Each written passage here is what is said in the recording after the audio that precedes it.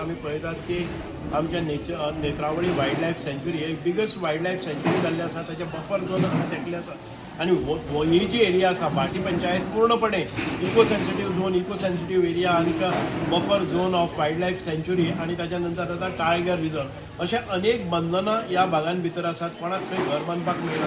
आयज आमी पळयतात की रस्त्यान वता आसतना पसून गवेरेडे अकस्मात वयर सरतात, कोणाक मोटरसायकल जाता, अशे कितलेशेच इन्सिडंट ह्या वर्साकच सादारण 4-5 इन्सिडंट जाल्ले आसात, 2 डेथ जाल्ले आसात. अशा प्रकाराचेर आमी पळयतात की फॉरेस्टान मातशें जागरूक रावपाक जाय. आमी विधानसभेन ताचो आवाज काडला आसा, म्हजे नोटिंग्स गेल्ले आसात, पूण तरी आसतना ताजेर ज्या प्रमाणान कारवाई जावपाक जाय त्या प्रमाणान जायना.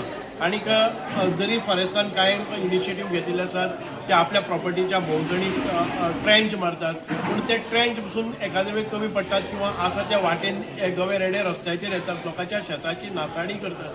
म्हणजे फॉरेस्टान आयज एक्टीव जावपाची गरज आसा, कारण जी शेताची नासाडी जाता, ज्या लोकांच्या जिविताचेर ते येतात, कोण तरी मोडून पडटात, तेन्ना फॉरेस्टान तांकां कॉम्पेन्सेशनूय दिवपाक जाय आणि पळोवपाक जाय की आमी हो शेती प्रधान असो आमचो मतदारसंघ आसा, ह्या मतदारसंघान भितर शेतीची नुकसाणी जावपाक जायना.